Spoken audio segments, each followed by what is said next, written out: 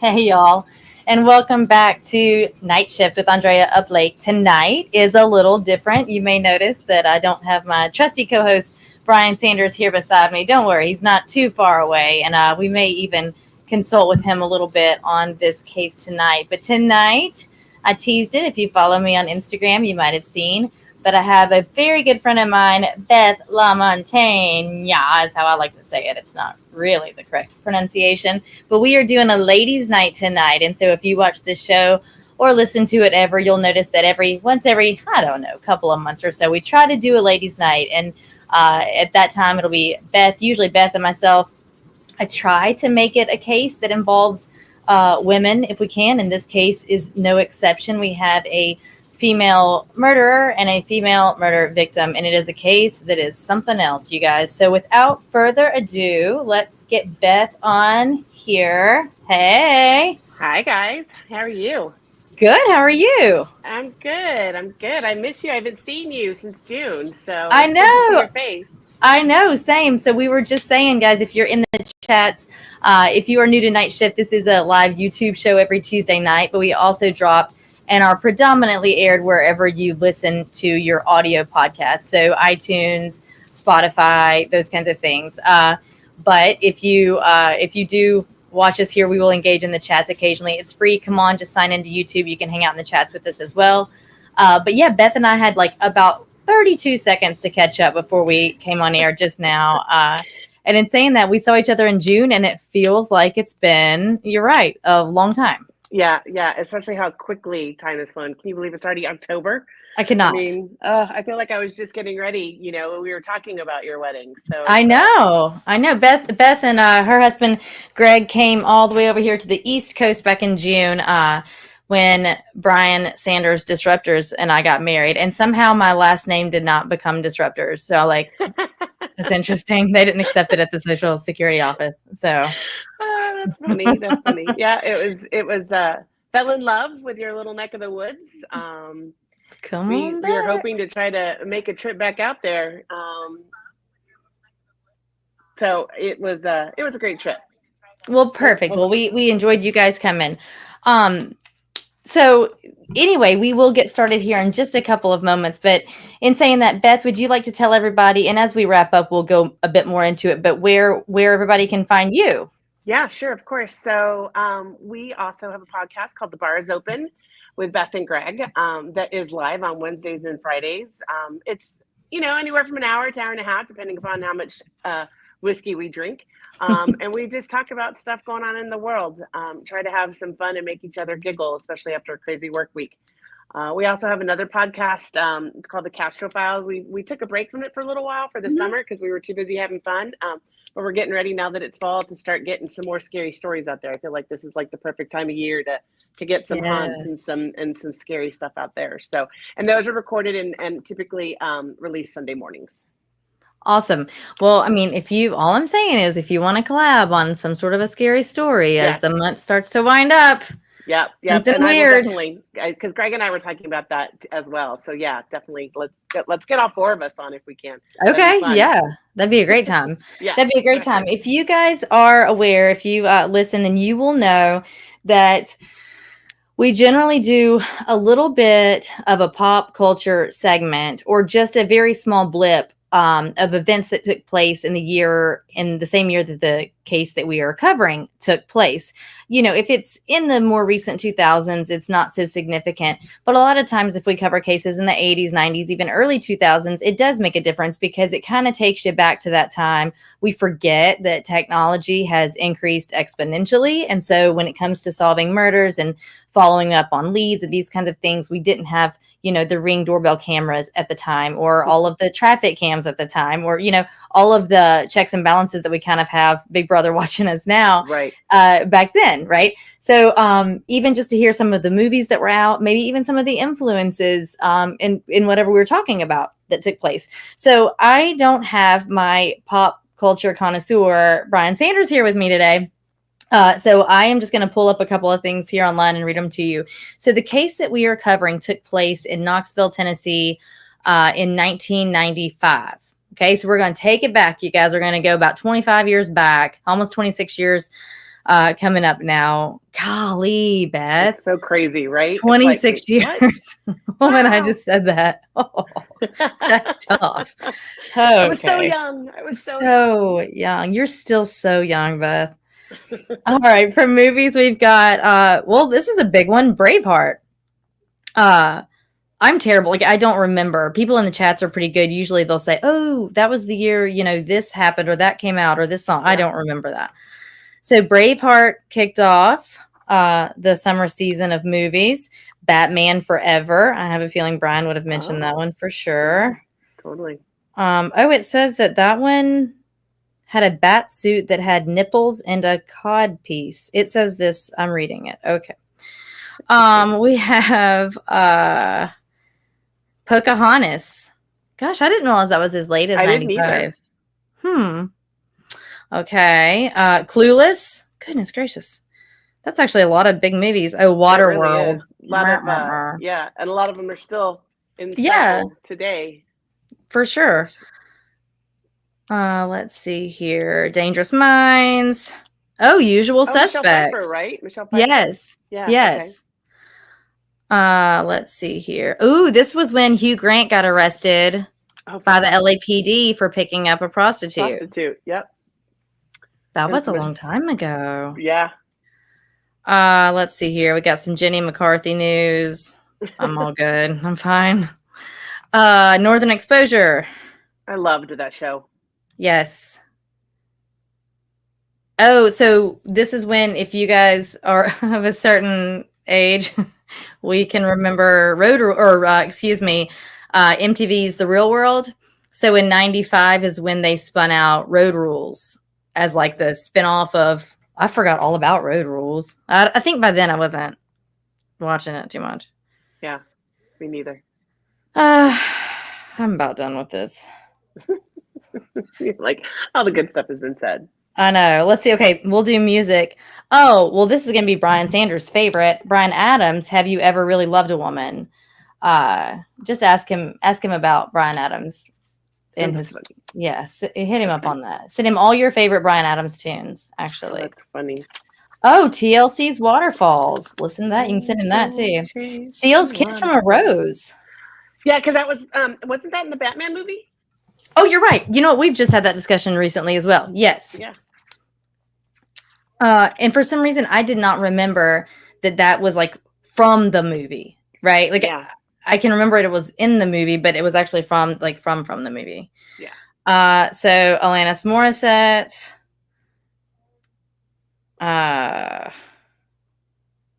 And Jerry Garcia from the Grateful Dead died. Oh gosh. Well, we can't follow. We can't.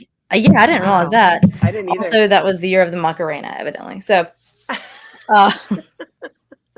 we will end on that note. Yeah, we'll just sweep right over that.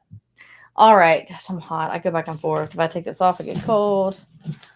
All right. Who in the chats, if you're listening, guys, has heard of the case of the victim's name is Colleen Slemmer, and the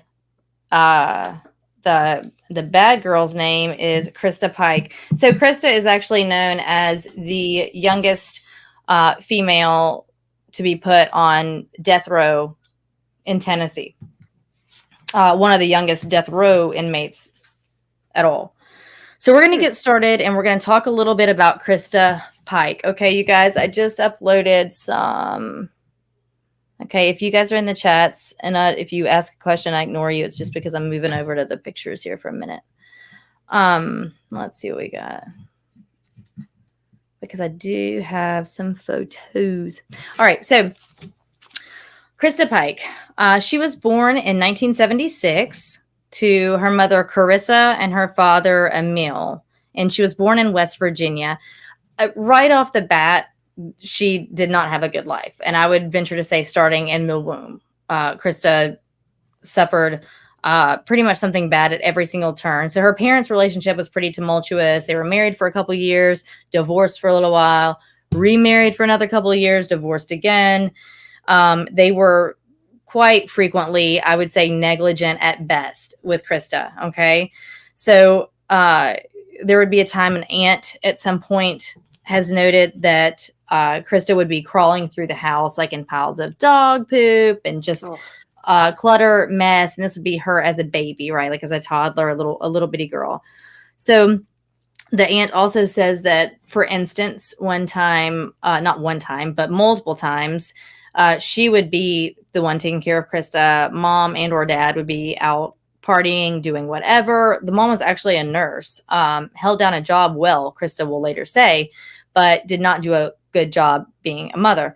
And so the aunt said that one time, actually, when Christa was a baby, she started to seize. She was having a seizure. And when the mother, Christa, was notified, she complained about coming home. Like she didn't want to come home and handle it. She wanted to stay out partying. Okay, so that's just as giving you just a broad stroke idea or viewpoint of Christa's upbringing. We're going to get into it way more specifically after we talk about the case, because we're going to talk about, we talk about nature versus nurture. We talk about, the why behind the crime sometimes. And sometimes these things aren't the why behind it, right? And sometimes they are. So we will discuss some of that. If you're new to Night Shift, the way we usually break it down, and I'll explain it now since we have a different co-host tonight, is that usually I kind of cover a case. Beth, or whoever the co-host is, will interject with questions as we go, and then we'll do a big back and forth, as we move along with it. So we do know as well that Christa had fetal alcohol syndrome. This was not diagnosed in her until much later, but her mother was known to have heavily drank throughout her entire pregnancy. She never took a break from that. And so that can definitely change some wiring in your brain.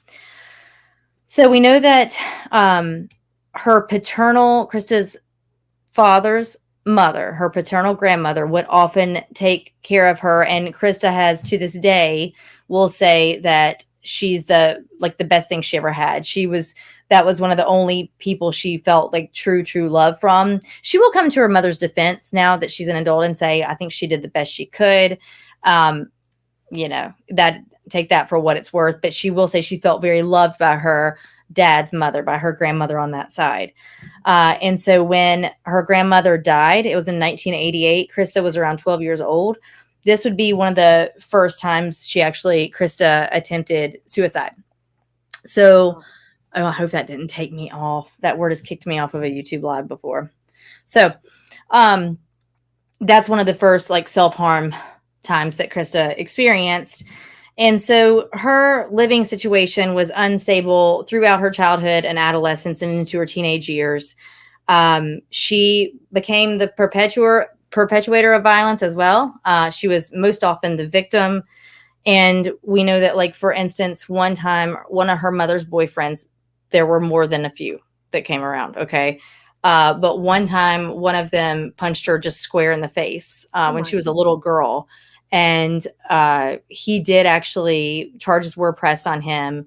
But for the most part, the stuff that happened to her, people were not punished for it. And in fact, her family didn't believe her a lot of the time, or they turned the other cheek, or they would be the ones doing whatever it was to Christa. There is a time, however, when her father went on to have a new family, remarried, had another little girl. And there were reports that when the little girl, Christa's little sister, was 2, that she had molested the little sister. Christa will say that's because her stepmother wanted her gone and didn't want her to be a part of the family, and that she falsely accused her of this. Jury's out. This was never proven or disproven, but that is one claim against Christa. But we do know the things that happened to Christa could be something that could cause her to do something like that. Okay. So, she was, again, this unstable home. They moved around a ton. She was, I think by the time she graduated high school, she had gone to either 12 or 13 different schools. Her academia was not good. I mean, she'll tell you that now. I've heard a lot of interviews of her from prison. And so finally, even in 10th grade, she went to a juvenile facility for about a year. And I forget now specifically, I've read so much about this girl, or grown woman now, but what she did to cause that. And it wasn't really, it was like the punishment didn't really fit the crime. Like it was not, evenly, you know, whatever it was she did was not that big of a deal to send her to this detention facility, which furthered her behaviors, right? Her behavior problems. This was no good. This wasn't a place with, you know, big rehabilitation efforts and, you know, those kinds of things.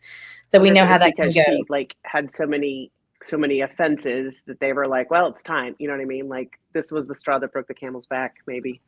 It could be. Excuse me. Note to self, don't drink like a super bubbly sparkling water and chug it right before it's supposed to talk. Oh, goodness. Excuse me. So in the fall of 1994, Christa entered what was called the Job Corps Center, and it was in Knoxville, Tennessee. She had learned that this place existed when she was in that juvenile detention facility. If you're not familiar, I wasn't super familiar. Like the name sounded familiar, like it rang a bell with me, but I wasn't really well versed in what this was. This was like kind of, you know, it's a government issued thing. It was kind of the government's push in getting, generally speaking, it was like high risk youth into like job training. And so Christa, for instance, wanted to train to become a nurse like her mother was. But this is a place where these kids come together, and I'm not sure if the intention initially would be that it would be a magnet for a certain population of children, or if that's just what happened. But certainly what happened is that it was these kinds of children with just very unstable backgrounds. Like I said, high risk youth, like things were not often looking very bright for them when they came here, but they were coming there to continue their education. So in theory, there was a hopeful note to it. Okay. So Christa, when she joined Job Corps in 94, she met a fellow student there named Colleen Slemmer. Okay. So Colleen was about a year older than Christa. In fact, in 1995, Christa was 18 years old and Colleen was 19 years old. So Colleen was a pretty average student. She had actually come from Florida. Her mom was concerned about her going. She kind of didn't want her to go up there, but Colleen was interested in some kind of computer work. And where they lived in Florida, there was not a Job Corps facility near her that had any specialty in this computer work. So she found the one in Knoxville, and she was actually pretty excited to go. I've not read any reports where Colleen came from anything quite as an extensively terrible home life as Christa did. So friends and family of Colleen would describe her as kind, caring. They say that she was always willing to help others. But they weren't really friends. They were acquaintances. They did hang out together some, but pretty much from the beginning, Colleen and Christa's relationship was edgy at best. Christa pretty quickly started thinking that Colleen was interested in stealing her boyfriend.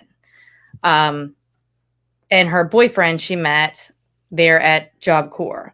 So there are rumors that at one point Christa had gone to like maybe visit extended family and was going to be gone away from the Job Corps facility for a little while. And that in an effort to like smoke pot together and hang out, Colleen and Christa's boyfriend Daryl, it's like picture the name Daryl with a T-A in front of it. So I've read a ton, but every show I've listened to regarding this case says his name a different way. So we are going with Daryl. So these rumors go that Colleen and Daryl kind of became a little bit more, a little closer than friends while Christa was out of town, and maybe there had been some sort of a physical relationship there. I kind of hate touching on that because it's not fully corroborated. Like, I don't know that that's for sure the truth. And obviously, and we'll learn that Colleen is not here to speak on that. But either way, whether that was the case or not, we know that Christa was beginning to feel like Colleen wanted her man. All right. So she starts to get more and more suspicious of Colleen, and their friendship becomes more and more like just nasty. So there were threats. Christa kind of threatened Colleen, threatened to beat her up, talked to other people about Colleen within this facility, leading up to this night in January in 1995. So one night in January, it was actually January 12th, Christa had offered Colleen kind of an olive branch. She said, you know what, come on, let's go out tonight. Let's hang out. We can go to Blockbuster, get a movie. And Colleen was a little suspicious of this at first. She was a bit suspicious of Christa in general. And so she wasn't really sure how she felt about hanging out with her solo. But she kind of swallowed any insecurity she had with it and thought maybe Christa just wanted to actually, let's call it good. We've got to be in this place together. So let's hang. So she decides to go with her. And so on January 12th, 1995 at 8 p.m., Christa and Colleen, or Colleen goes outside to meet Christa, and she is actually beginning to realize that Christa is not alone. With her, she has Tadero with her, and she also has this mutual friend of theirs named Shadola Peterson, okay? So it's Christa, Colleen, Tadero, and then this girl, Shadola, that they both know. So they leave their dorms and they go, like they're going to start going to Blockbuster, which was right down the street. If you guys are not of a certain age, you may not know, but Blockbuster was where we would go. And it was usually a fun affair. You could not stream anything you wanted to at the punch of a button, or basically the blink of an eye now on your phone or your TV or your laptop. You couldn't, then not too far from back now was when Netflix wasn't an app on your phone or on your TV. Netflix was actually a disc that you would order. You would order, right? Didn't you order the mail? Yeah, you would. Was that Redbox? Was that the same thing? Yep, you would check it out on their website, and they would mail it to you with a return envelope for when you were done, and you could keep it as long as you wanted. That's exactly right. Yeah, it was like a self-sticky envelope that you put it right back in and put it back in your mailbox. Yep. We also had Redbox, which would be the machine at like local grocery stores and drugstores, and you could just pull your car up, go up to it, browse the screen, pick your movie. Those still exist. Do they Those still? Are still around, at least here in Helotes. Really? They're around. Yeah. Okay, I haven't seen one in a while. That's funny. Maybe they are here. Small town. I haven't seen them here. That's funny. Well, you guys, prior to all of that, you'd have to actually drive to a brick and mortar store. Blockbuster was like the big box brand one. And you would go and you'd have your little card, your membership card there, and you just browse the aisles of empty movie boxes, and you pick the 2 empty movie boxes or however many you want. Go up to the front. They put the actual movie in there. You pay them a few dollars and you go home and watch it. So that's what they were under the guise to do this night with Colleen. Okay. But instead of going to Blockbuster, Christa says, you know what? Hey, actually, I've got some pot stashed in the woods back here. Let's go do that first. Let's go smoke a joint. And so Colleen's like, cool. Okay, let's go. So where they were located, actually, you guys, I told you it was Knoxville, Tennessee. It's actually just right on the outskirts of the University of Tennessee in Knoxville. So where this Job Corps facility was located, it's essentially on the edge of the campus there. Okay, which is a gorgeous area. I might know a little bit about that part of town. So it's a great little spot, but that's where this Job Corps facility was located. So they go to where they're almost kind of like outskirting the perimeter of the University of Tennessee's property. So they go up a hill into like a wooded area up there. No one's around, and they're going up there to smoke a joint. So they get up to the woods, and like I said, no one was around for as far as I could see. For actually this is a pretty remote area. In fact, this was right near the agriculture building of UT, and then there was like fields and land around that. So Christa turns to Colleen and confronts her. She confronts her with the rumors that she was talking to her guy, right? And she's telling her, why are you after Tadero? Why are you after him? Immediately, Colleen denied anything. She said, absolutely not. I don't want anything to do with him at all. Nothing has happened there. Evidently, and this all comes out later. This comes out in an interview with detectives. This is corroborated by all 3 of the individuals who were brought in to speak at the station. In case you wonder how we know all this stuff. And so they all say the same thing. So evidently she continues to kind of poke and prod Colleen to Daryl, and Colleen continuously is denying any of these accusations. So she realizes then, Colleen, that things are not looking good, and she starts kind of backing up, and she's starting to kind of visibly be shaken. And before she could do really anything about leaving, Christa approaches her, punches her in the face, and then grabs her. This is going to get graphic, you guys. I mean, I know that you're here for a true crime show, but it gets graphic in nature in what Christa proceeds to do with Colleen. So just keep that in mind over the next couple of minutes. But she grabs Christa by the head, and in kind of like almost like a MMA kind of move, grabs her by the head with both of her hands and raises her knee as she slams Christa's face down onto her knee. And she does this multiple times, over and over and over. Christa is trying to get away. She's not being able to get away. Christa does, starts to punch Colleen. She's falling on the ground. She's standing up. They will all say that she was begging to be let go. Like, why are you doing this? Why are you doing this to me? Please stop doing this. So they say that as she gets on the ground, she's repeatedly kicked. She's repeatedly punched. You have their friend Shandola, who is there, right? So she was kind of a lookout. She wasn't really taking place in any of this. So during all of this, Daryl is around, but right now Christa is the one really doing all of the physical fighting with Colleen. So they say again that she continues to say, "Why are you doing this to me?" And Christa continues to do all of these things. Evidently, at one point, Colleen attempted to stand up. I think I've read from multiple sources, there was more than a couple of times that she attempted to stand up and run away. And she would start to get away, but Christa was able to grab her back.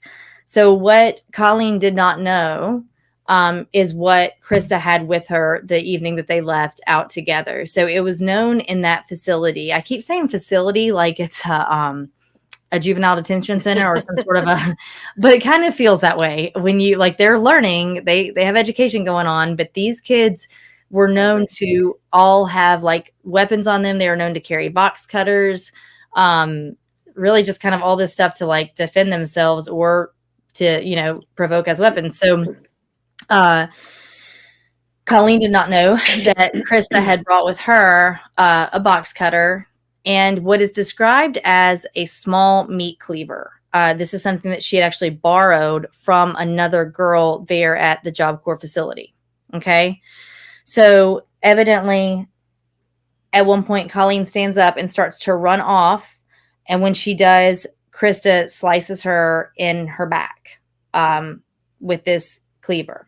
Okay. So they get her forcibly back on the ground. And then it's said that Christa takes out the box cutter and starts to cut away at Christa over and over and over again. So this is getting pretty terrible. I say in my brain, for everyone, it gets just more bone chilling when you realize that through this entire event that's taking place, and this goes on for a while, Colleen was pretty much in it, she was conscious for most of it and then in and out of consciousness just at the very end. So she was begging for her life. She was saying things like, I will walk back to Florida and never say a word if you let me go. I will leave right now and go. Let me go. Let me go. And this is as Christa is taking turns with this small meat cleaver and with the box cutter to Colleen's body. So now Christa is on the ground. There's not much she can do. They did say that at one point she sat up. By now, Christa is slicing her chest, her abdomen, and she's sitting up begging for her life. And evidently this was making Christa more and more pissed off. So the more she would beg, the more Christa would respond with knives. She said that Christa said to Colleen, "Shut up. You need to stop talking." And Christa even tells detectives later when she's interviewed, she wouldn't stop talking. It was clearly enraging her more. And, there's a little psychology behind that too. I think it's a little bit easier to kill a victim that's not pleading for their life as well. But it was making her so angry. So she continues to beat her. slash her. At one point, Christa thought she heard like something in the distance. And so she tells everybody to be quiet. She stands up. She stops what she's doing. She walks about 30 feet away or so, looks around, sees nothing, and then comes back to Colleen and continues the attack. So at one point, Daryl later says he did half of what I'm about to describe to you, but he actually carved half of a pentagram on Colleen's chest, and Christa went back and drew the circle around it to complete it. Daryl had been known to have been dabbling in satanic worship.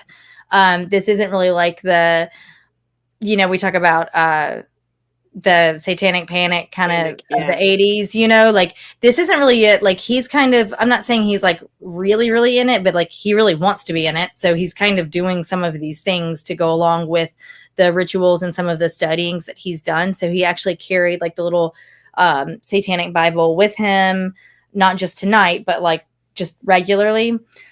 So in saying that, Christa had kind of gotten with him along these ideals and really kind of got into this with him.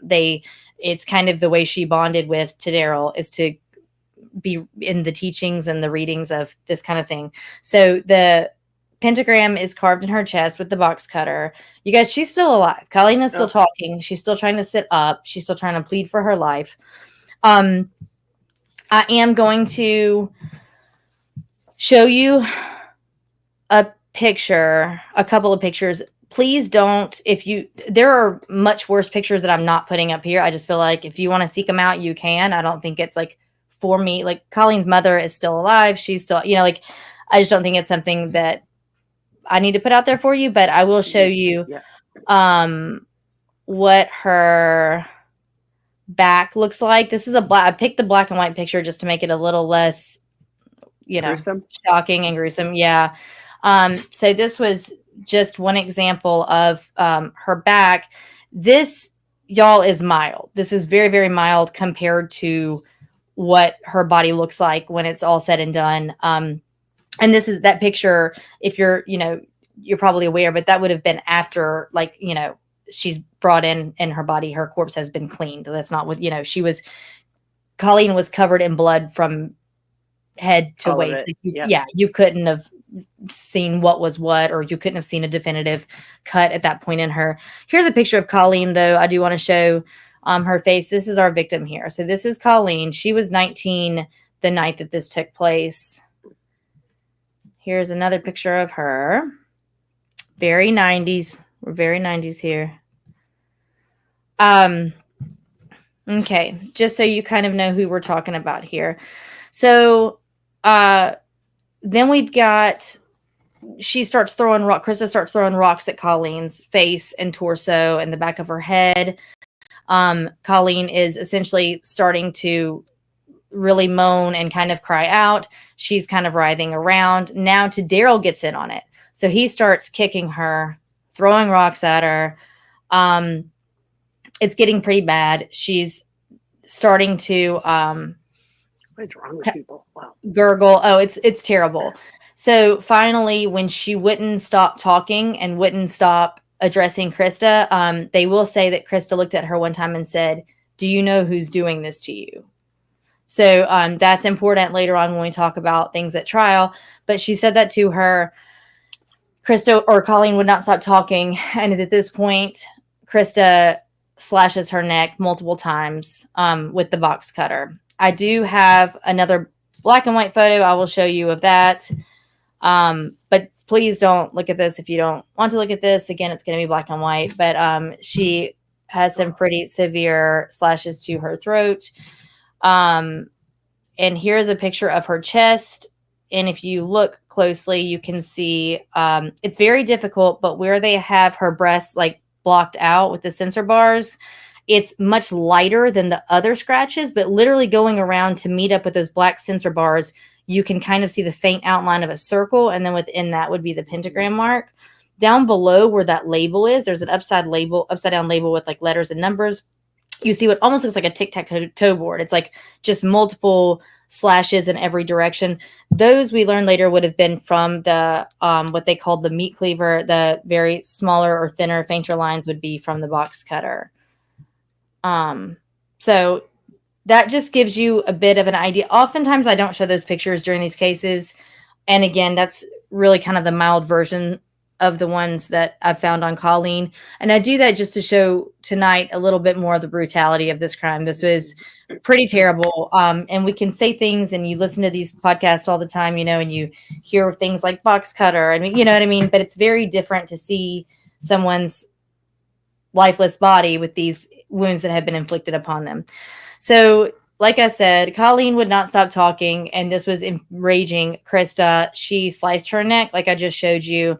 At this point, Colleen is starting to obviously kind of essentially drown in her own blood, and Christa looks around, they say, and grabs what was like kind of a loose, large chunk of asphalt lying nearby and proceeds to raise it over her head and slam it multiple times onto Krista's head, or Colleen's head, excuse me, until she is no more. She is no longer living.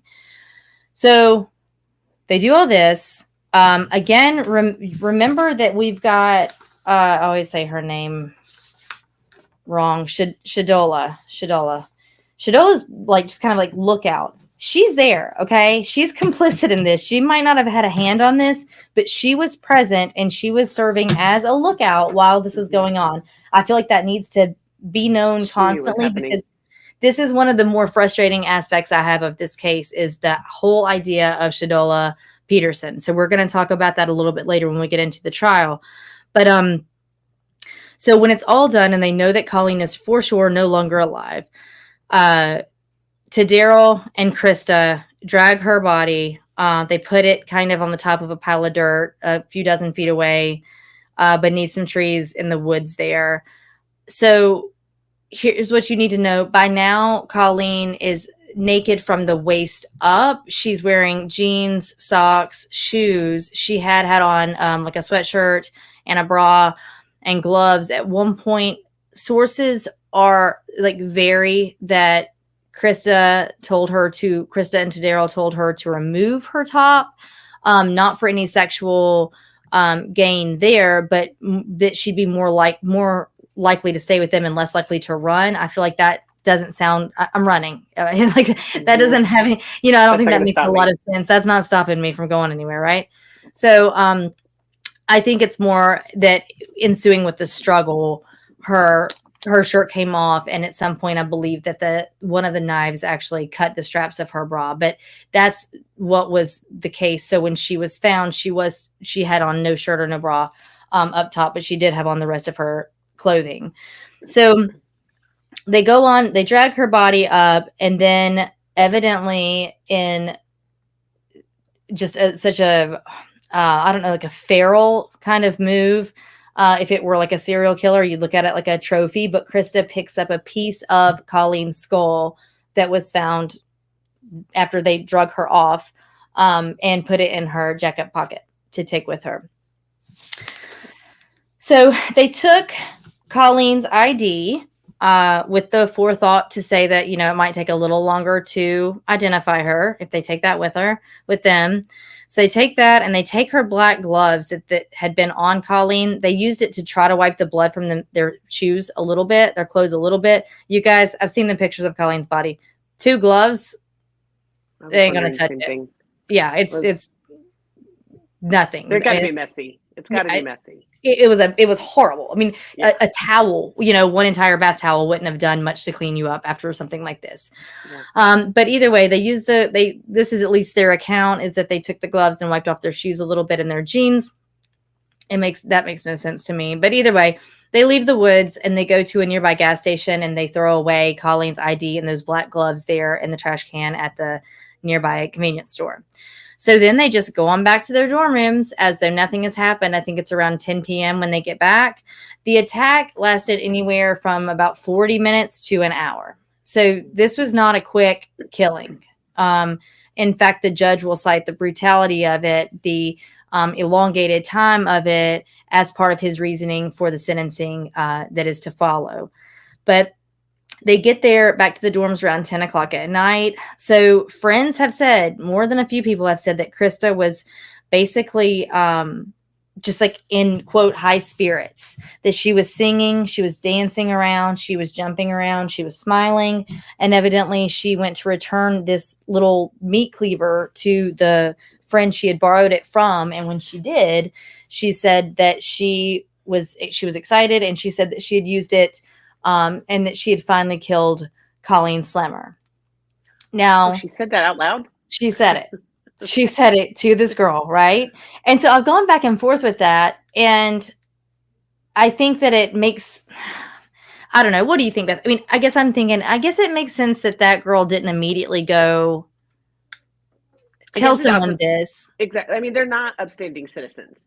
They're high-risk youth that probably have criminal history already. Yeah, and Christa was probably already kind of an exaggerator, a dramatic, maybe a liar. You know what I mean? So, who's going to actually believe? You don't want to actually believe, even if you're not that great of a kid, that this chick you're in school with just murdered somebody with the meat cleaver. Are you going to tell on her? Because what if nobody believes you and then she kills you? Yeah. Mm-hmm. There's that downfall as well. Exactly. So she tells her that.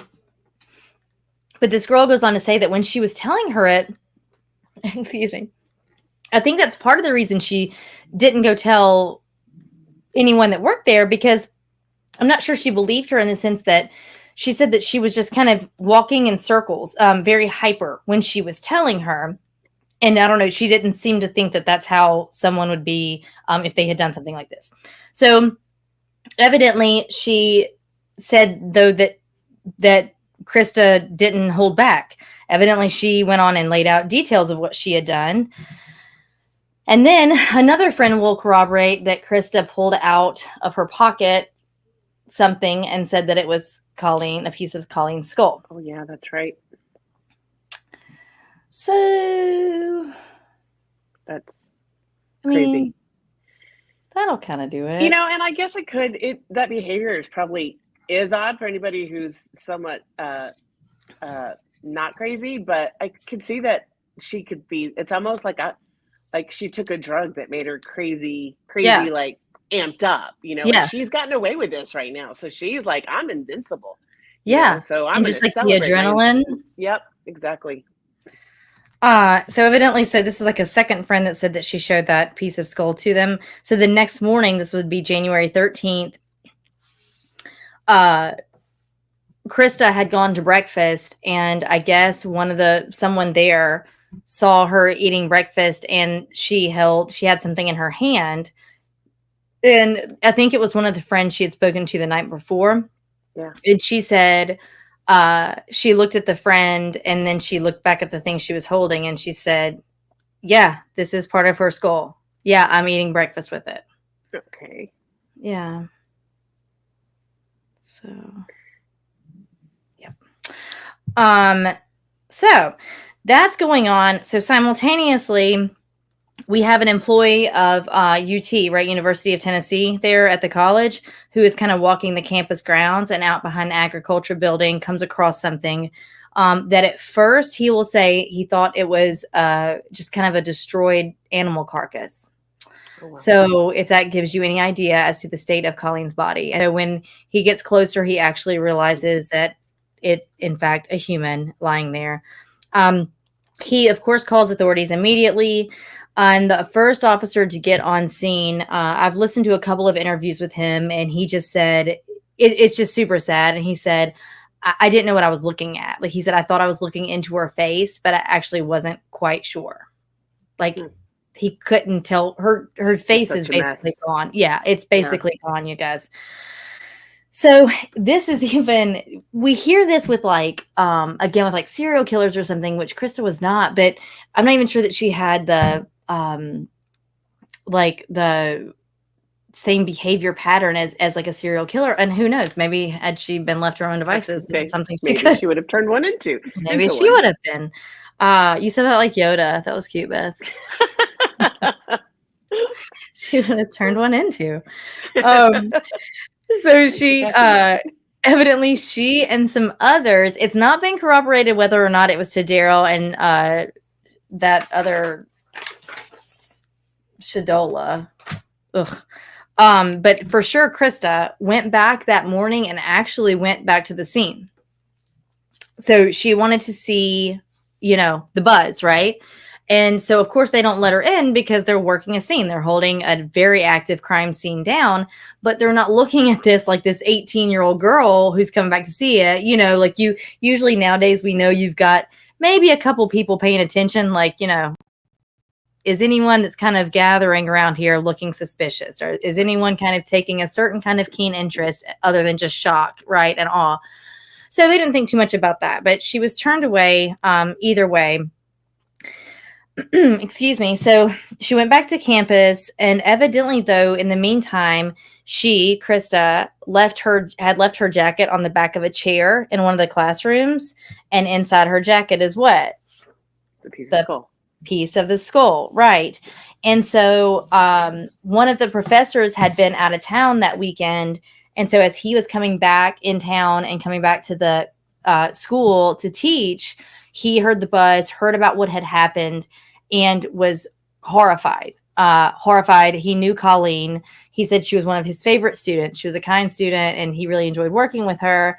And then he hears this stuff, and then he starts hearing whispers of Christa. Anyway, so when he sees that her jacket is on the back of his chair at the school, he gives it to authorities, and he said that like it had stuff on it, he was terrified. So he gives it to authorities, which they then in turn find the piece of the skull, right? So they are I want to make sure I heard you right. So he was hearing buzz of what Christa did to Colleen on campus, like they were talking about it that much?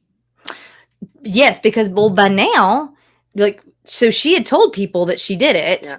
And then she told someone that she was eating her breakfast with, using the skull as a utensil. She was eating her breakfast with the skull piece. And then, but they didn't know, right? I guess they don't know. Is that really a skull? I mean, I don't know. They don't know that she really did this. And we don't know how much they talked amongst themselves. Were they believing her? Were they talking trash about her? Who knows? But now we have a body. So now we have authorities on the campus at the body. So now I would assume these kids, right, are like, oh, holy crap. Yeah. She told me she did this, right? So now, Christa didn't try to run. Christa didn't try to go away. Christa wanted to completely continue to insert herself in all of this, right? So he takes the jacket, gives it to authorities. But that was a great question. You're right. But yeah, I think that Buzz just started to get amped up because she had already been loud about what she'd been doing. Yeah. Exactly. Yeah, she was fully bragging about it. So at this point, it's pretty obvious to detectives, okay, well, we're going to go on and talk to this gal, right? So, Christa Pike, Daryl Shipp, and Shadola Peterson were all arrested. Pretty quickly upon talking to them, they all caved. I mean, they all said exactly what they did, okay? So they take them all in for questioning. Christa goes in first, and evidently she comes right out with it. In fact, her statement was 42 pages long. Wow. So talk about bragging about it, right? She couldn't stop talking about it. She told them that she was responsible for the death of Colleen. She gave quite a long and thorough description of what happened out there in the woods. And so they had more than just her confession. They also had the piece of that skull, right, from her jacket. They also found Christa's blood-stained clothing from that night, that she had taken off, obviously, in her dorm or whatever. So they find that. So evidently she was very forthcoming. She actually took the cops back to that gas station where they had tossed Colleen's ID and those gloves. They say that she was cooperative the whole time, really throughout the whole process. And so there was her trial, as you can imagine, was very highly publicized. It took place there in Knox County, Tennessee, and that would be on March 22nd of 1996. So just over a year later, they were finally set to go to trial. They had finally built their case. So Christa was prosecuted. So the assistant DA was Bill Crabtree. And so during this trial, evidently, they argued that Christa and Tadero lured her into the woods and killed her as part of a plan to prove their loyalty to the vampire clan. So this was kind of the way the prosecution. Yeah, I wish I was making this up. So this is kind of the way the prosecution describes this to have happened. I think that they had a case without the Satanism and the vampire clan, just because I guess in my brain, it starts to sound a little more fairy tale like, but at this time it still was mid-90s. You're not too far off of the satanic panic of the 80s. And that was a pretty big deal for parents and, adults, in the communities then. And so they're probably using this a little bit to their advantage as prosecution, at least at that time. So they say that there was some vampire clan and it was known for its extreme beliefs and practices, drinking each other's blood, engaging in animal sacrifices, you name it. If it's textbook Satanism, let's go with it. So evidently Christa and Tadero, they say, were active members and participated in the rituals that went along with this vampire clan. They say the group, this is only part of the case where I just have to chuckle. I'm sorry. Hey, look, if you're into this, guys, like you do you. That's cool. But evidently this vampire clan was led by a young man named Rod Farrell, who claimed to be a 500-year-old vampire and went by the name Visago. Okay.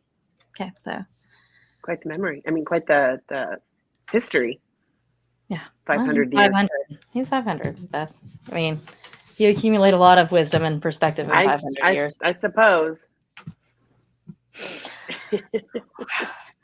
So they did go on and present evidence that she'd used the box cutter. They show the pentagram. Look, so this gets a little. I'm gonna come back to all of this here in a moment. It gets a little yucky. I believe they used actually, and I say I believe because it's not fully corroborated, but everything that I'm reading and things that I read from Colleen's mother, it sounds like they actually used maybe the skin from her chest that the pentagram was carved into at trial.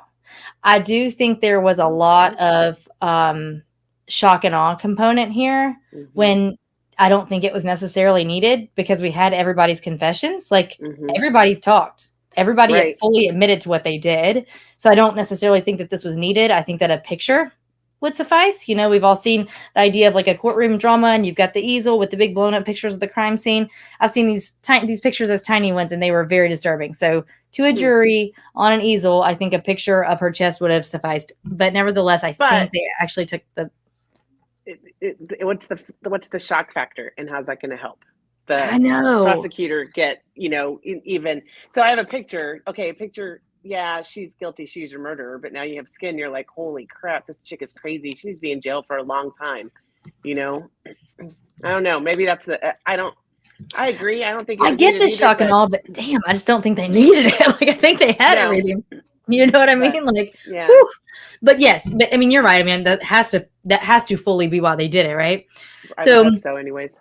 Oh, so her defense team actually argued, Christa's defense team, that she wasn't responsible due to mental illness. Okay, we're going to talk about that as well. And that she had suffered abuse and trauma throughout her entire lifetime. And because of this, she shouldn't be fully charged with this crime.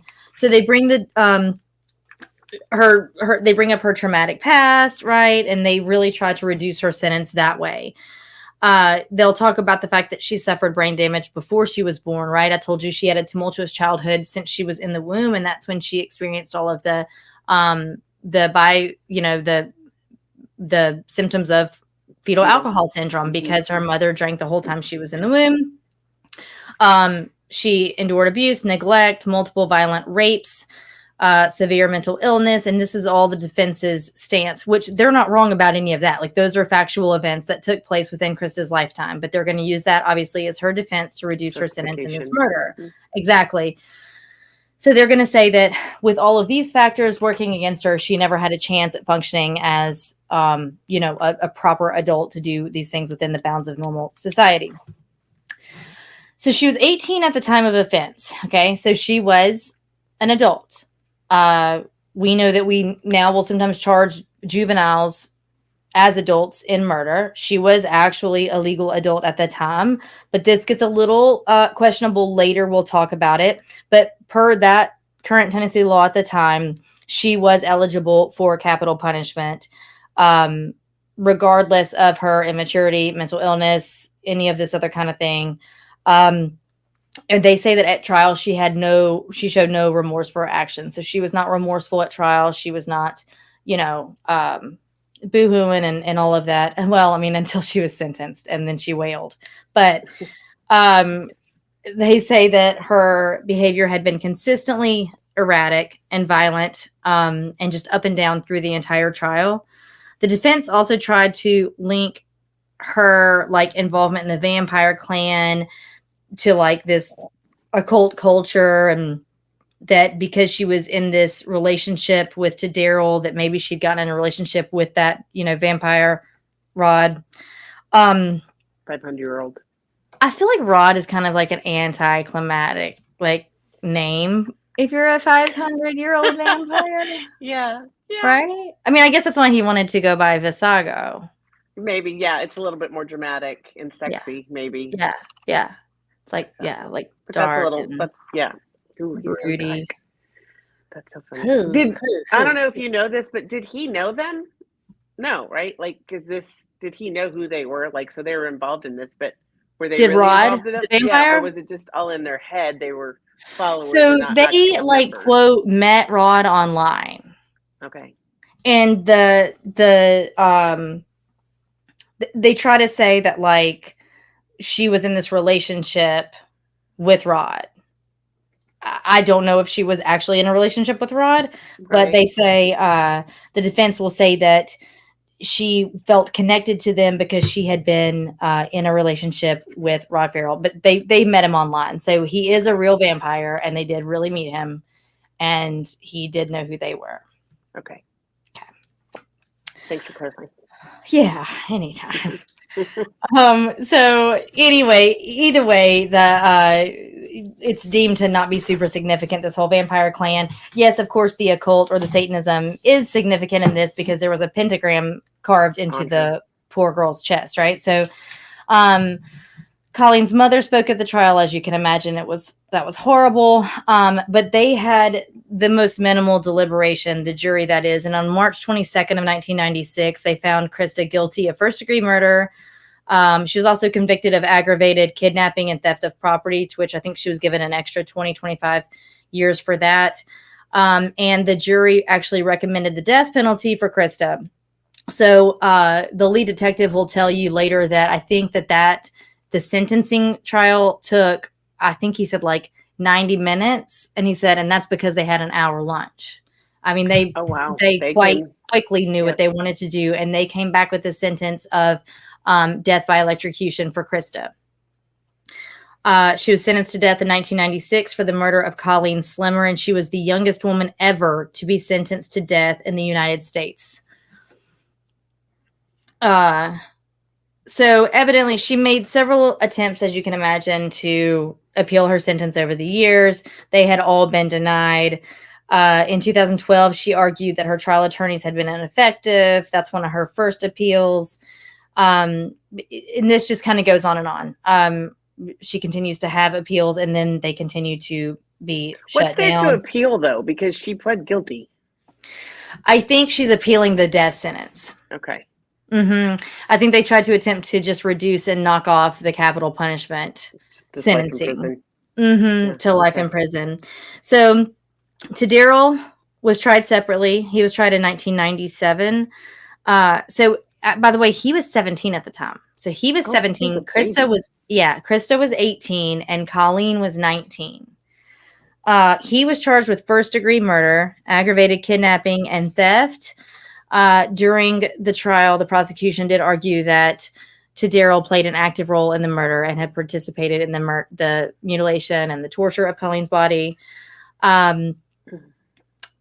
the defense tried to say he was more of a bystander, whatever. The jury didn't buy it. It doesn't matter. It doesn't matter. And we're going to talk about why. If you're a bystander to murder, you are part of the murdering team. You have something and everything to do with it. You can't just hang out near your murderous friends and get away scot-free unless evidently you are Shadola. We're going to talk about that. But to Daryl, I think if I were him, I would go by Tada. Like, it's like his name starts with Tada, and it's like everybody says it wrong as it is. So I would just go by Tada. So evidently, because he was 17, he was a minor, and so he was not eligible for the death penalty, and he was sentenced to a life sentence at the Northeast Correctional Complex in Mountain City, Tennessee, where he still resides, and as far as I know, is due for parole in, I believe, 2028. Okay. So Shadola, good old Shadola. Look, I'm going to make a t-shirt that says, if you want to commit a crime, be like Shadola, because, you know, she somehow finds out that she's going to be getting off squeaky clean here. So she was tried in court, and she received a much lighter sentence, if even a sentence at all. And during her trial, the prosecution argued that she was a willing participant, right? She drove them there. You will find out later that she knew that Christa had been saying that week leading up to it, she had been saying to other friends, first of all, I think I'm going to kill someone. I'm feeling mean today. Okay. And then that night in particular, the night of the murder, Christa made it clear, abundantly clear, and this is per all three of them, to Daryl and to Shadola, that she had plans to get Colleen out of there. We're going to tell her we're going to Blockbuster. We're going to tell her we're going to smoke a joint, and I am going to end her. So Shadola, so Shadola fully, she knew what was going on. I mean, you know, you could argue that she could be charged even if she didn't know what was going on and it took place and she stood there and waited and drove them back, right? But she knew it was happening. So they, the prosecution argued that because she knew it, she was a willing participant and should receive, a pretty hefty sentence. But the defense argued that she only played a very minor role, right? She's the lookout, she's the driver, and that she had only, they didn't drive, they walked, but she went with them and looked out for them to make sure that no one was going to come and interrupt this nice little crime that night. But she was sentenced to probation. So she was turned a state's witness and was given, I believe, 8 years of probation. She pled guilty to being an accessory after the fact. Wow. Okay. So real quick, a little note on that 1995 murder there at that facility, that Job Corps, again, that's what all this was, right? They were a part of this Job Corps. So kind of at-risk kids who are going to get training to then go on to learn a trade or get into a profession. So that was in 1995, but that's not the first time that something like a serious event concerning that same Job Corps center there near UT, that something happened in December of 1993. So actually, this was January of 95. So this is only a year prior. 2 Job Corps residents were accused of attacking 2 UT students who were sitting in a car at the fringe of the campus, and the male student was badly beaten. The female was driven elsewhere and raped. Both Job Corps students were convicted of the crime. So this is the kind of population of kids that are at this Job Corps facility. Okay. So it's called the Dale Avenue Center, and it was closed in 1995. I would venture to guess not too long after the murder of Colleen. So we're going to go back and talk about that in a moment. But in August of 2001, so about 5 years, I guess, after Christa, she'd been in prison for about 5 years now, 6 years, including the time she awaited trial. She actually attacked and attempted to strangle fellow inmate Patricia Jones with a shoestring. She actually almost killed the woman. The woman did survive, but it was touch and go for a moment. And she was convicted of attempted first-degree murder on August 12th of 2004. And then Christa can't help herself. She can't be bored. So in March of 2012, it was revealed that she had made escape plans that involved actually one of the corrections officers there at the prison. His name was Justin Heflin. And there's this New Jersey dude named Donald, okay? And so they don't really know how it started, but this Donald guy worked as a personal trainer. He was like in his early 30s, and he got into letter writing correspondence with Christa, and, just can't get enough of her. And so this started around 2011, and by the end of that year, he was making trips from Flemington, New Jersey to Nashville, Tennessee to visit Christa on visiting days once or twice a month. And this was a 1,700-mile round trip. Wow. So once a month, he's making this to see her in person.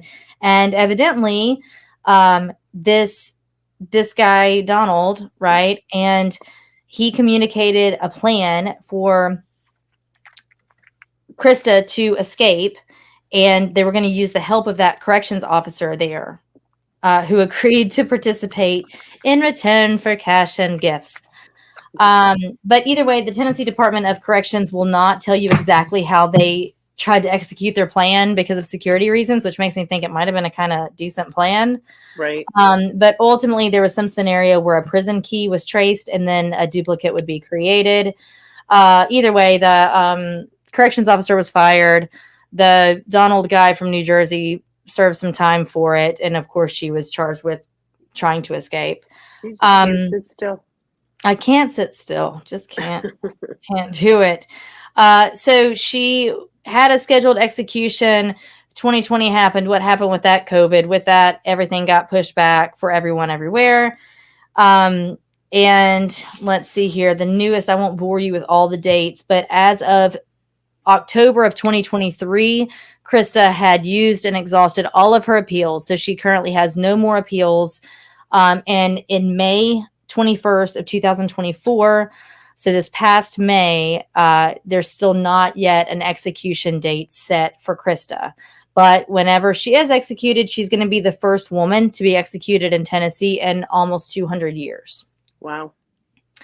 There was some made-for-TV movies out there that had to do with this, some little documentaries and things like that.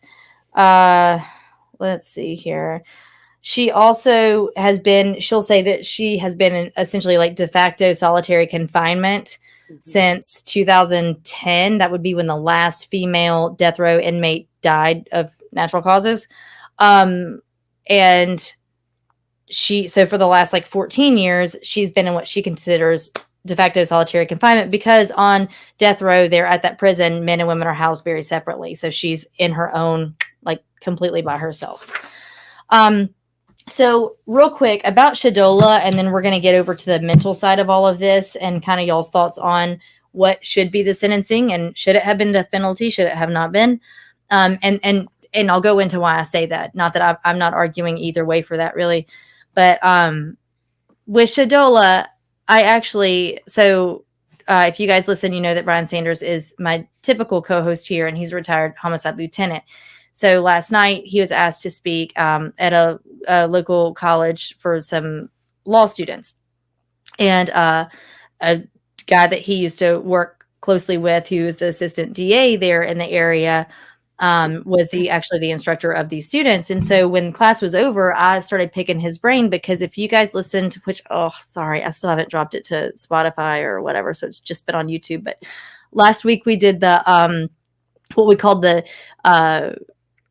something Dungeons and Dragons and Murder or something. It had been deemed the Dungeons and Dragons case. I won't bore you with it right now. The story itself is not boring. It's actually kind of crazy.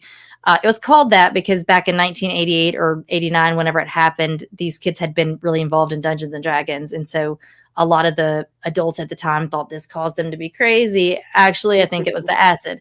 But in saying that, there were 3 participants as well in that murder. And we know one for sure committed the hands-on murder. We know one was far away, but he had planned it. But then there's another one that was the getaway driver.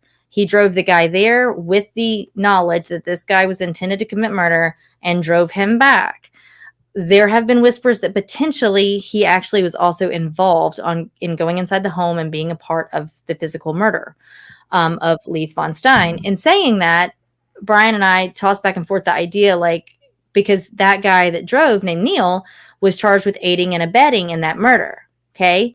So I had raised the question, okay, well, let's just say that they're able to look into it a little farther and actually have better evidence, because there was some strange things that didn't add up, that potentially Neil, the driver, had actually been involved in the physical murder.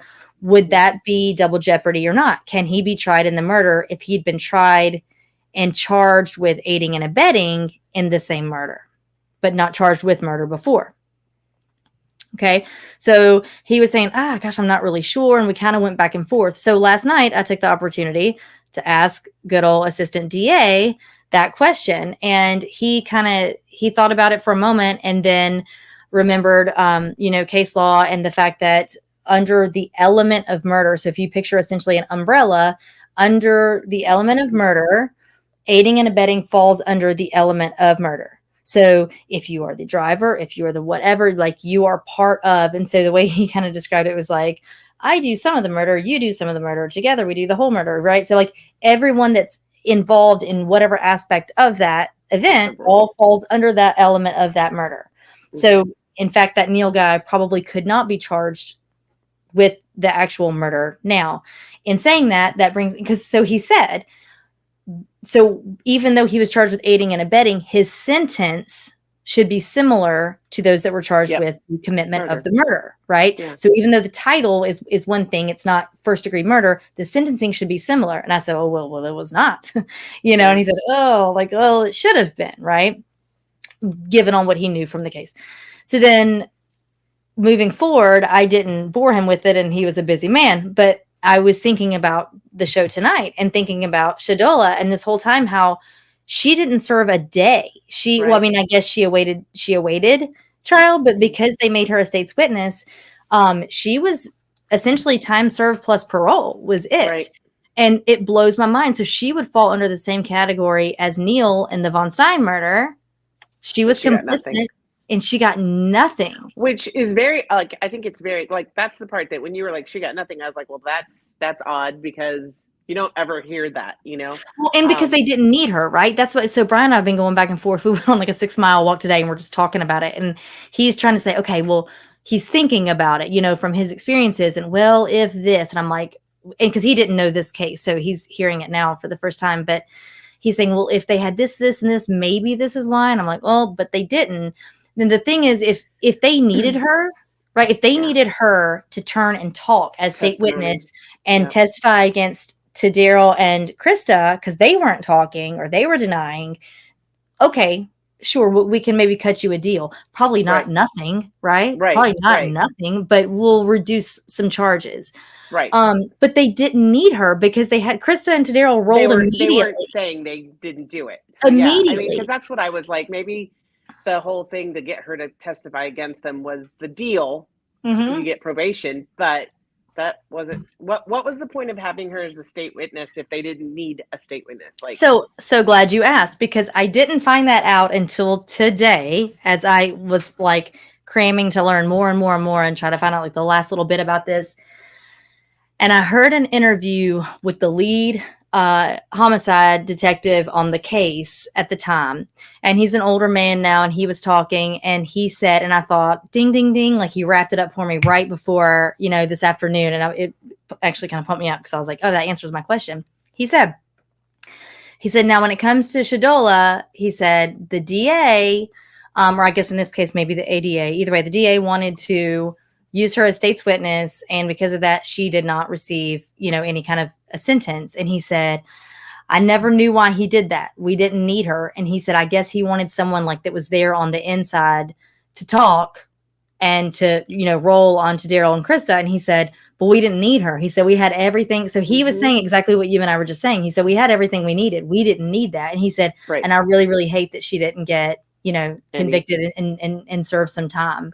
I mean, at least a dime. Let's get her to do a dime. Let's get her in there for 10 years. This girl lost her life. Her family lost their, So that's what Colleen's mother will say. Okay, so she's saying that she feels like until Christa is executed and or until Shadola sees some time inside prison walls, she's not convinced that justice has been served. Mm-hmm. I'm going to show you guys a couple of pictures now. If you've hung on this long, you're going to be glad for it. Let me show you why. First of all, here is Christa. We've been talking about big, bad, mean. I wanted to see. Yes. Well, Christa in court is me at church in the 90s.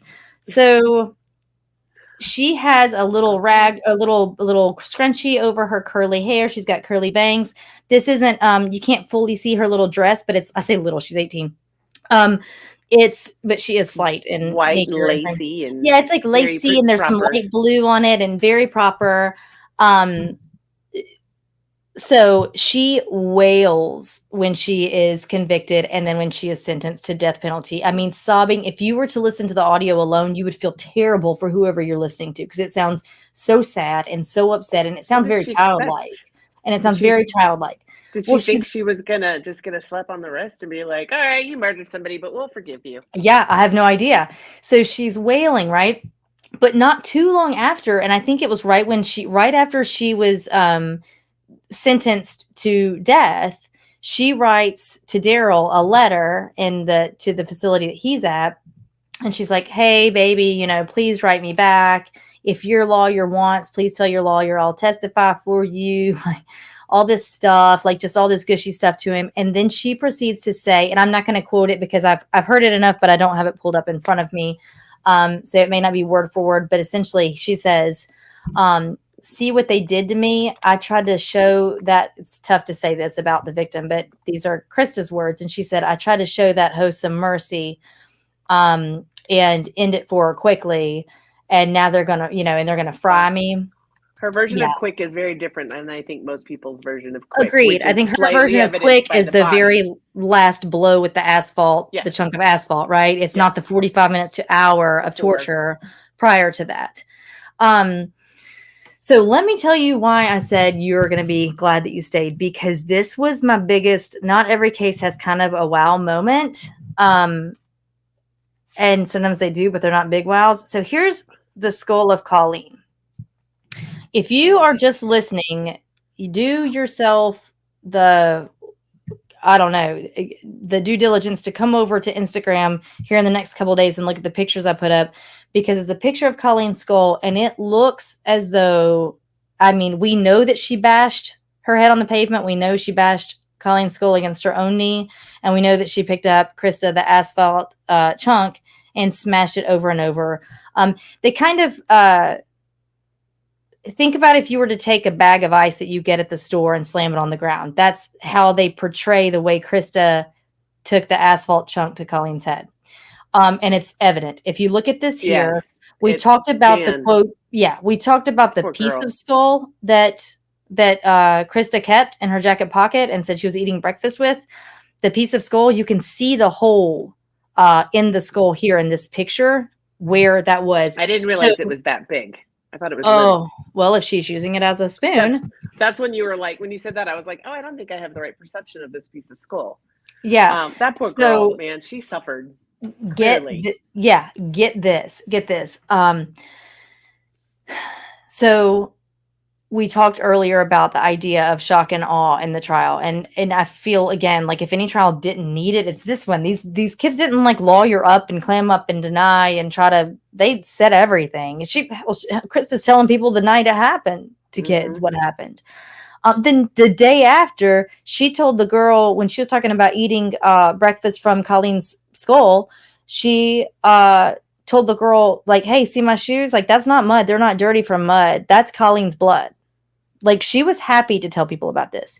So check this out. You ready for this picture? So this lawyer is in court. And I thought this whole time I've been seeing this, that they've, got this like fake skull that they've taken the hole out of that would line up with the piece of missing skull. Then they're going to take the piece of missing skull that had been in Christa's pocket and kind of in a ta-da, kind of a wow moment, show that it matches up. So it has to be Christa that, did this, right? No. This is actually Colleen's skull. So, when Colleen's mother is at the trial, remember, it took a year to build this case properly. So it's a year that they're at trial. She's already cremated her daughter and everything, right? She did not know. Colleen's mom didn't know that until she sits in trial that they had not cremated her daughter's entire body. That's so wrong. It is so wrong. They didn't know. Now they are holding on to the skull piece as evidence that is going to be held on to until if and when Christa is actually executed. Once that takes place, evidence gets turned back to the family if they want it. But that was her skull. Like, so the mom comes back to say, like, holy hell, I didn't bury my entire child. Like, now I can't even rest. I can't bury the urn and the whatever with her remains, with her cremated remains, because it's not even in my entire child. Right. So she wants those things back, of course. And I asked Brian about this. We talked about this at length. He said, I said, have you ever, is that something that is done? I mean, you can make a mold, right, of the skull and make that exact, you can do the same thing without it. And he was blown. It takes a lot to blow his mind when it comes to murder, I've learned. And he was blown away. I mean, and just kind of kept coming back to it like, oh, yeah, no. I've never, he said, I've never heard of that. Well, at least, I mean, not without telling the family, hey, we're keeping this piece of evidence. Well, for sure. You know? But I mean, I don't even think that that's something that generally happens. Like, well, here's the victim's skull. Like, like you've got what you need. You that's not really like we needed. talked about earlier. There's no, they're not contesting the murder. They're not saying they didn't do it. They've sang like a canary already, you know, right? And, told the world essentially that they did this. Oh man! So Kara, I also think that Christa would have been a serial killer. She liked it way too much. She has that, you know. When did you say she attacked the girl in prison? Was it 2011? Oh, that was 2001, I believe, and then 2012 was the attempted escape. I mean, I think personally she would have been a serial killer. Like, she has that little taste of the power it gave her and the adrenaline rush. And the addiction of it. I mean, she obviously has no remorse, you know, like even in the letter she wrote to Daryl, she's like, hey, you know, I put her out of her misery fast, you know, so I think she was crazy. And no clear picture of her childhood, but I don't think that is any. So that's precisely the segue that I needed there, Beth. That's why I love you on the show. So some think capital punishment is appropriate, and some don't. So keep in mind, to Daryl and Christa only have different sentencing because he was 17 at the time and she was 18. So we have a minor and an adult. So he was not able to be eligible for capital punishment sentencing while Christa was. Now I am okay with capital punishment. I'm not anti-capital punishment. So don't come at me here for that. I'm not saying that she shouldn't be on death row. Okay. I also say that if you are going to argue whether or not a death sentence is appropriate, somebody might have an argument in the sense of, I don't mean getting out of jail. I mean off death row, because now the argument now is that, because there are petitions, as you can imagine. I mean, there's people who are saying like, get Christa off death row. And the argument that they have for this is that in current climate, generally speaking, those traumas, we know how brains are rewired. We know certain things about psychology and about behaviors. And at that age, having not been 18 for long, looking at the entire picture, looking at her entire childhood, that death would likely not be a sentence given to her in this same exact instance now. That it would now likely because now the world's a pansy. Well, there's that. Rude, no, that's no. We're just. But you're right. You can. I mean, you can spitball that too. Yeah. You're not wrong by saying that at all. And that's why we have two very different ideas of what. Not you and I, but that's why there are a few camps here with Christa. And so we have something called the diatheses stress model. And so this is something I won't like geek out on psychology or medicine or any of those things, but just broadly speaking, it's essentially a theory that talks about like if you have like a predisposition for certain personality disorders or mental health disorders or psychoses or these kinds of things, essentially like the do you remember the hot versus crazy graph? Did you ever see that? Yes, I did. It's been a while. Yes, it was going around on YouTube for a while. If you're not familiar, it's a guy, actually, he's from my hometown of Franklin, I believe, who's it's kind of silly. He's kind of in banker's wear of like a shirt and a tie, and he's got a graph, but the graph is hot versus crazy. And he's talking about women, and he's saying that, if you're this hot, you're this crazy. Yeah. And so he's doing this whole hot versus crazy and making it sound very scientific. It's actually quite funny. But this model, apply that to science. So this model is saying, like, everyone has a range, or, you're kind of born with a certain amount of predisposition to mental illnesses. Some people have much less predisposition for it. Some are born with a very higher predisposition for it. These are things that can be studied in genetics. So, like, these are things that can be actual hard science. Okay. Right. But then we also all have different stressors in our lifetimes. And then we also go about reacting to stressors in different ways. So picture like Venn diagrams, right? So they use this diathesis stress model to say, how much did these stressors that came about in life combine with however much someone is predisposed to these mental illnesses, and how did those two come together to make them develop this? So were you born bipolar? Were you born borderline? Or were you born more predisposed than others to it, and combined with stressors in your life and the way your body reacted, you've now, after birth, started to develop these things? It's a pretty widely accepted model. It's not super controversial. I think there's a lot of science that backs it up. So that's what this is. And I'm saying that to say to you, it's looked at in depression, anxiety, schizophrenia, like kind of a wide range of things. And so everyone, I'm going to read from this actual webpage about it. And so everyone has vulnerabilities due to genes, genetic abnormalities, or the complex interaction of various genes. Well, actually, I said a lot of this already, but a disorder usually will only emerge when stress-related pressures trigger the underlying diatheses, meaning the underlying predisposition for these mental health components. And so the exposure to stress can trigger the mental disorder's onset or worsen symptoms that already exist. Okay. Look, not everybody with a traumatic childhood goes around and murders people, right? And people without a traumatic childhood do murder people. So we know that this isn't a broad stroke, completely specific, this is going to be individualized, but the idea is that these are things that can happen. So this statistic says that the heritability of mental illness ranges from around 40% for depression, meaning if you have in your family a pretty high depressive gene or trait, or, within your family, you've got around a 40% chance of of yourself developing that. Okay. It's hereditary to that degree. And about 80% in schizophrenia. So a much higher degree of heritability with schizophrenia than with depression. Okay. That's a wild number. It's a very big number, by the way.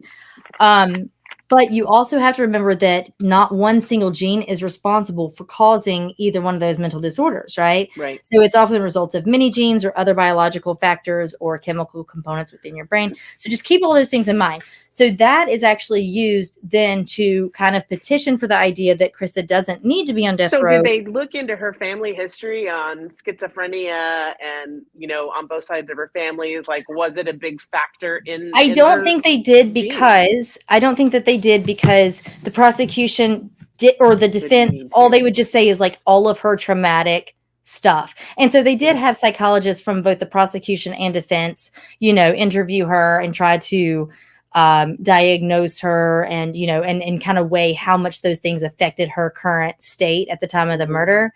Obviously, you know how that goes. You're going to get an expert from both sides, and they may have a couple of different things to say. But we know more specifically that she was born with brain damage and a malformation of the brain from the fetal alcohol syndrome, right? We know that she was having seizures early on because of that. And the seizures themselves, multiple ones or particularly untreated ones, can also kind of rewire your brain's function a little bit. We know that she was repeatedly beaten and abused by her father. We have her maternal grandmother, so her mom's mom, also beat her. Her mom's boyfriends, I told you the one punched her straight in the face, and that's not even to talk about the rape and molestation. We've got by the time she was about 17, she'd been raped at least 2 or 3 times, physically abused by at least 7 different family members, sexually abused by at least 3 different individuals.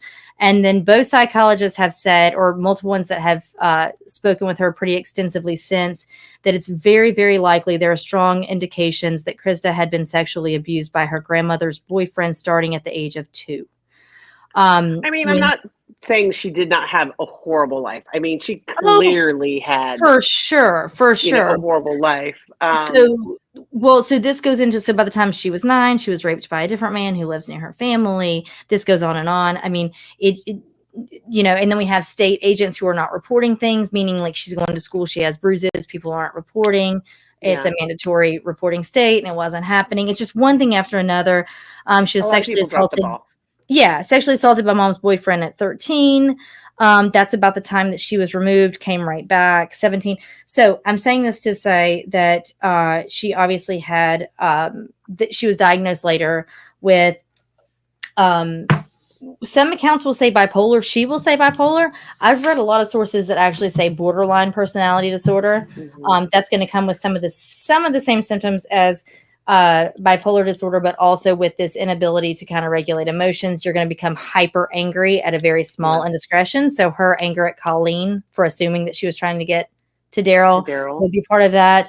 Greg said a good point. Greg said a good point. He's like, she was around a lot of evil, and nobody ever got held accountable for the things they did to her. So maybe in her mind, she thought that was going to maybe be the same thing to her, maybe. Like, so I killed this girl. And none of this, guys, none of this is to say, like, the pictures of Colleen are horrific. Her poor mother has to live with that. It's horrible how she died. It is horrible. Her last thoughts, her last words, the last thing she heard being said to her is absolutely abhorrent.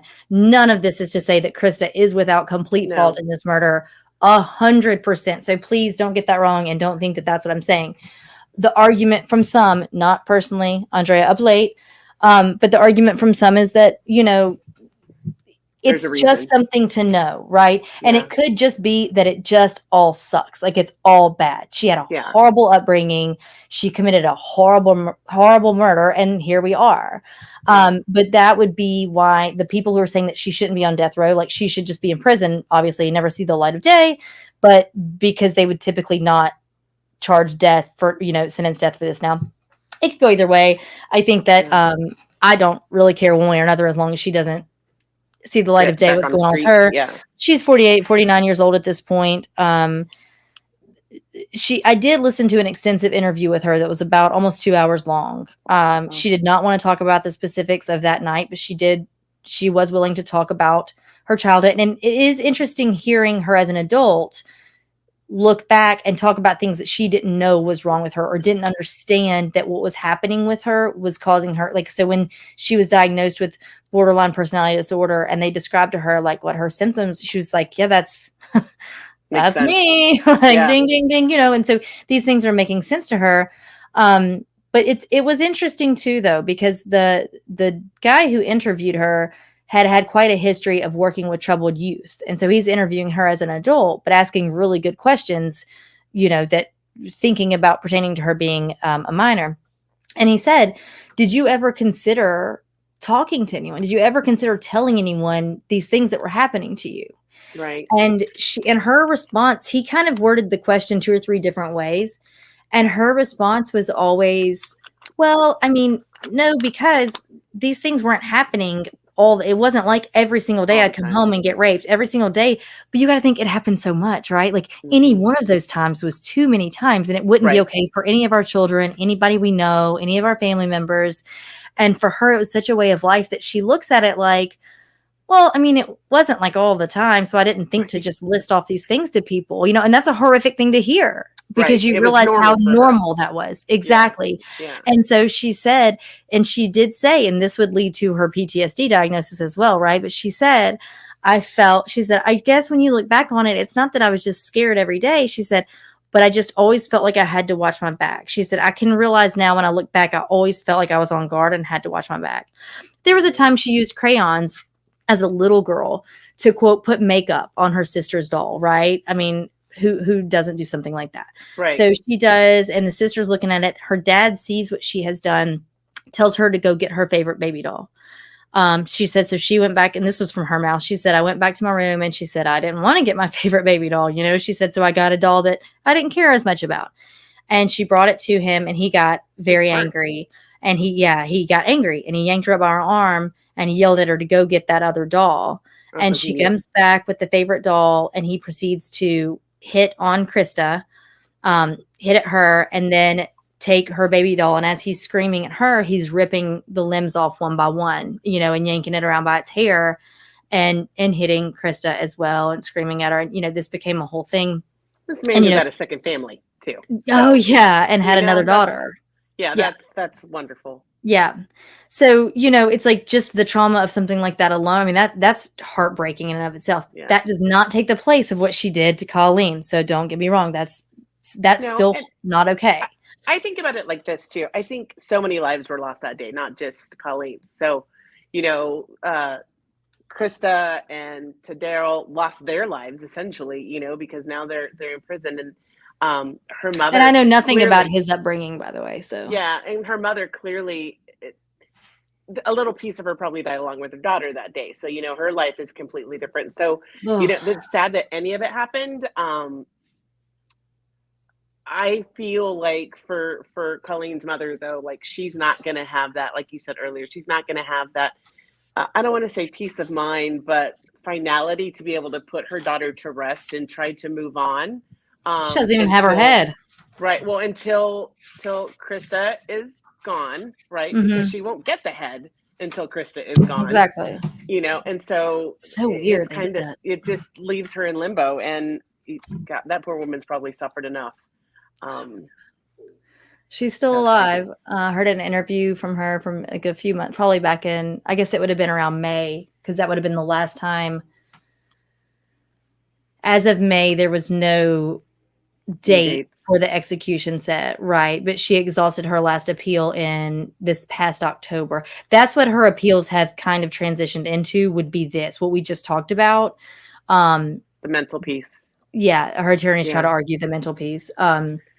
I mean, that's what you're supposed to do as a defense team, right? Like that's you gotta. Well, you gotta tear it down, right? Yeah. Yep. Right, wrong, or indifferent. It is what they're supposed to do. Woof. Well, that was a ladies' night episode too. I just wonder sometimes too, all these people that say, we need to take that in consideration. What would you do if it was your kid? Would you still think like this? If it was your child that she murdered, would you still feel this way? Precisely. It's real easy to have I don't want to say a bleeding heart when you're not fully or an open, or even an open mind. Like I say open mind, but like it's easier for us to take into account all of those things and talk about it and have that banter.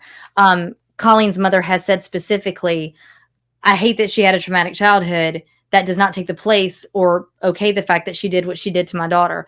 The last words my daughter heard were from the woman who was killing her. Yeah. And I mean, she's exactly right, so, it's just, but it doesn't hurt to talk about the totality of it. You know what I mean? Because it's just. So look at the whole picture. Oh, yeah. Oh, gosh. It was a good story. I liked it. Anyway, thank you for including me on it.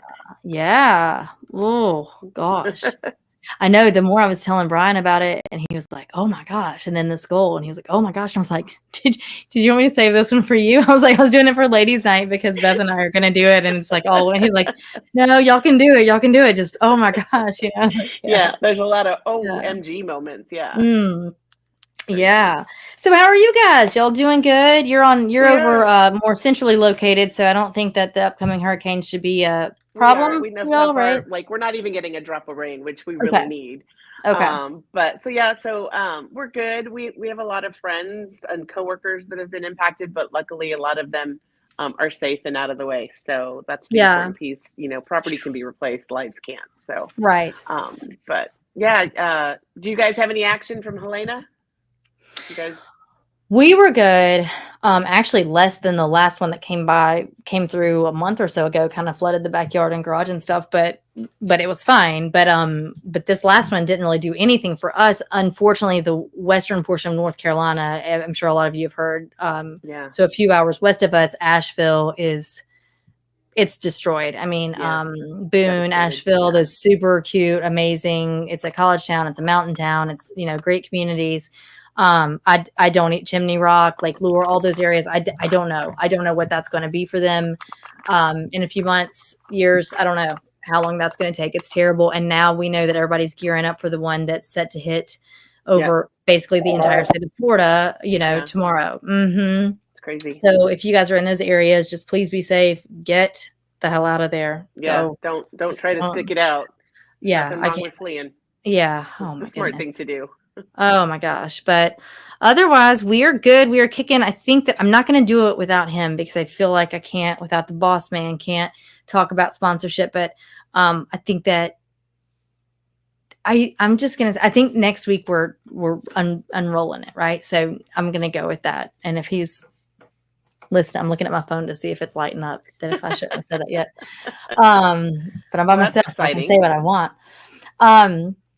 Anyway, yeah. So we can chat about that a little bit, Beth, as well. But what about you guys? Do you have anything you want to tell everybody or direct anybody to? Your shows, your Instagram? You can check us out on Instagram. We're on the Instagram and the Facebook. We're also on YouTube and Spotify. So basically anywhere that you can listen to a podcast, we're on there.